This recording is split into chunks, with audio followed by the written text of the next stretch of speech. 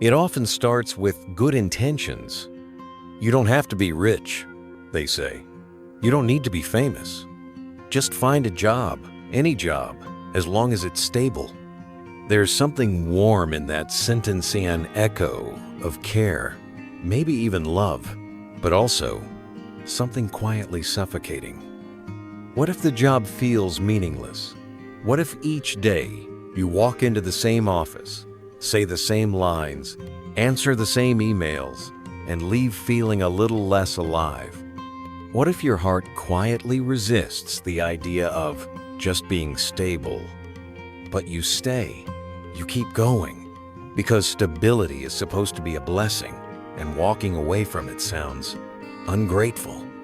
Still, somewhere deep down, a quiet question lingers. Why do I feel so stuck, even when I'm doing everything right? That's where our story begins, between love and pressure, between tradition and truth. Because behind this simple sentence, "just be stable," lies a much bigger story of two generations trying to protect each other, and sometimes completely misunderstanding one another. Let's take a closer look. To understand why "just be stable" carries so much weight, we have to look back not just at the people who said it, but at the world they grew up in. For many parents and grandparents, stability wasn't an option. It was a miracle. They were raised in times when the economy was shaky, opportunities were scarce, and a single mistake could derail an entire future. Job security wasn't just a comfort, it was survival. A steady paycheck meant food on the table, rent paid on time, and perhaps a future for their children that didn't involve the same daily struggle. In that world, dreams weren't encouraged unless they came with a safety net. Passion was a luxury. Even love, sometimes, had to take a back seat to practicality. To them, do whatever you want, as long as it's stable, was a compromise. A soft permission to explore, but within a line of safety. It was a way to protect without controlling, to guide without demanding. They weren't trying to limit anyone. They were trying to pass down a lesson forged from hardship. If you're lucky enough to find something secure, hold on to it. Take, for instance, the careers that were once considered golden: teacher, government worker, accountant, nurse. Jobs that weren't flashy, but were dependable. These roles offered insurance, pension, long-term contracts, markers of a life with less uncertainty. For an older generation who witnessed layoffs, recessions, or political turmoil, these jobs were symbols of peace. A quiet life maybe, but a peaceful one. And so, they passed that belief on. They told their children, be practical, be safe, don't take unnecessary risks, do what you love, sure, but only if it pays the bills. It wasn't out of fear alone. It was also out of love. Because in their eyes, choosing stability wasn't giving up, it was growing up. But here's the thing, while the intention remained noble, the world kept moving. And what was once solid ground started to shift. The rise of the gig economy, the crash of lifelong pension plans, the automation of entire industries. Suddenly, even stable jobs didn't feel so stable anymore. And that's where the tension begins. When a young person tells their parents, I want to start something on my own, or I want to switch careers, or I'm not happy, even though everything looks fine on paper, the older generation often freezes. Not because they don't want their children to be happy, but because they fear watching them fall. In their hearts, stable still means safe, and unstable still means suffering. But for the younger generation, the definitions are changing. And maybe, just maybe, That's what makes this conversation so hard. Because both sides are trying to protect something precious, just in very different ways. Still, the impact of this mindset runs deep, and not everyone on the receiving end feels protected. Some feel misunderstood, or worse, trapped. Let's now step into the shoes of someone who's heard these words, not as comfort, but as a quiet command. What does it feel like to grow up in a world that keeps evolving while being told to stand still? That's what we'll explore next.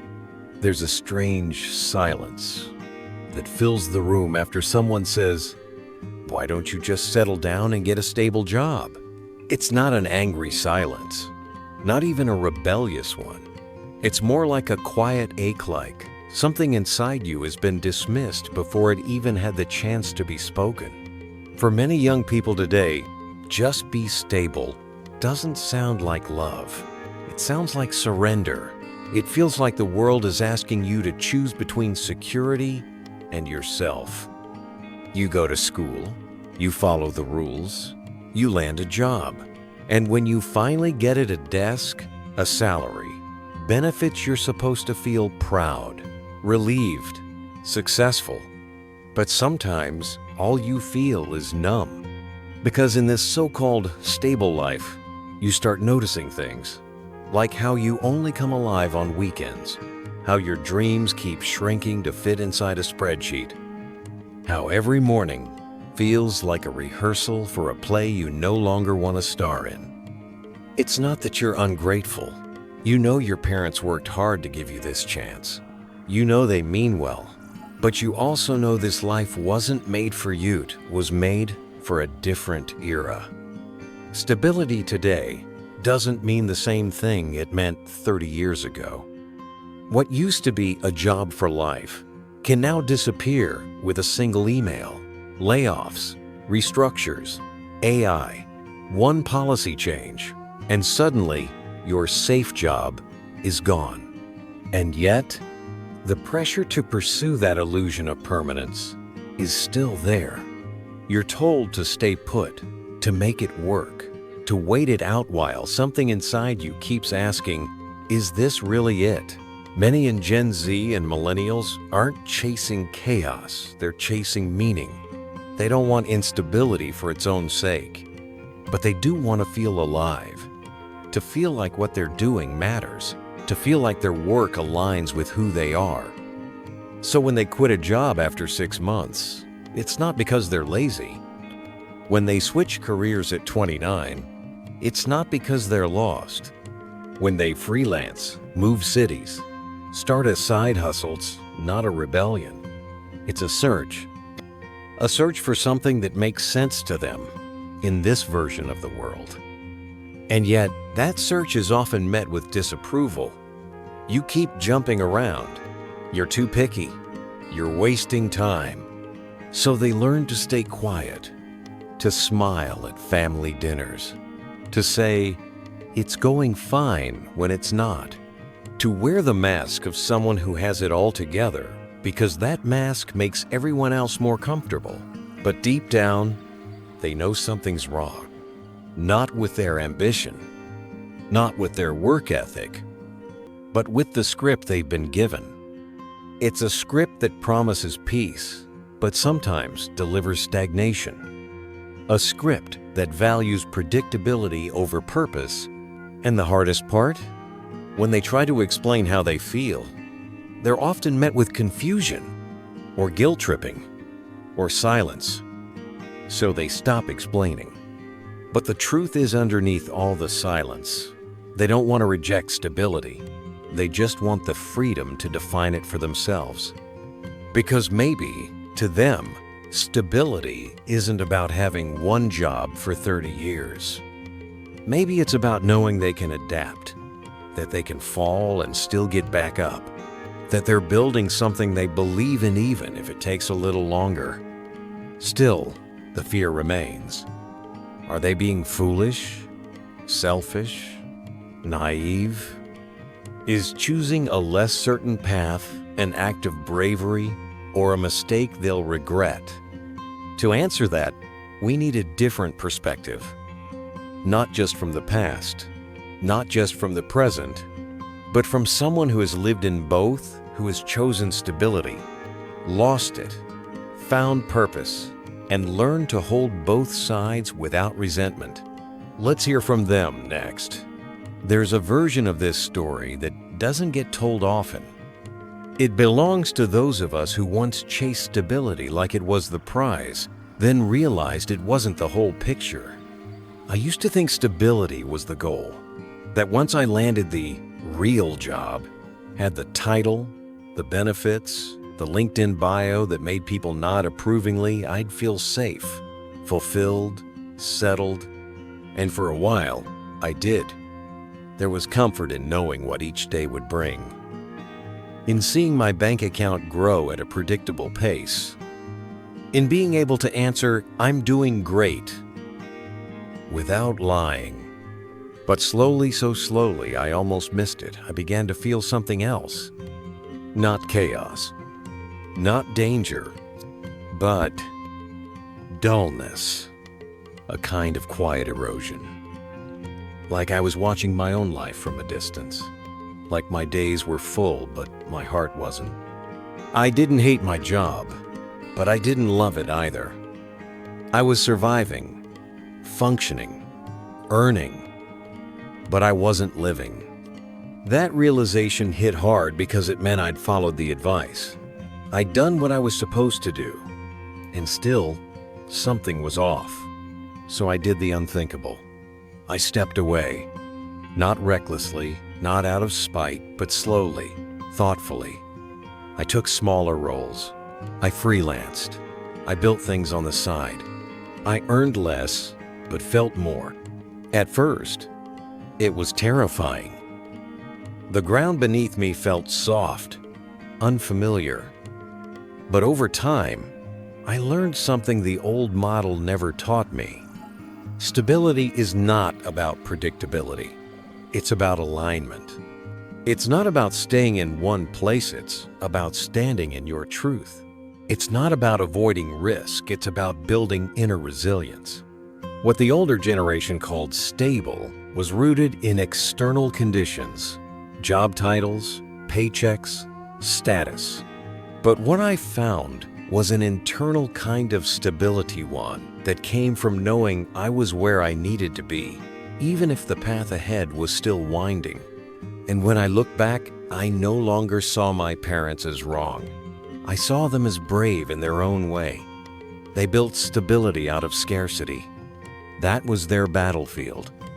But today, we face a different kind of uncertainty, one where even the most stable jobs can vanish, where change isn't the exception, it's the rule. So the challenge isn't just to find stability. It's to redefine it in a way that fits the world we live in now. That's not easy. It takes more than courage, it takes clarity.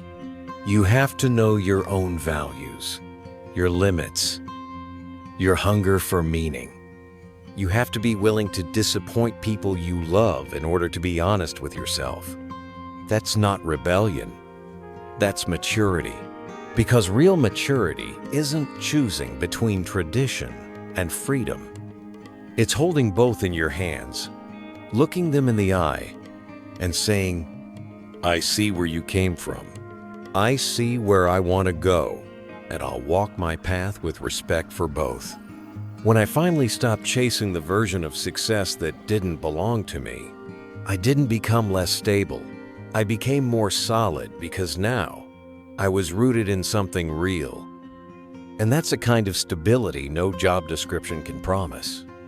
Still, this kind of realization doesn't come from theory.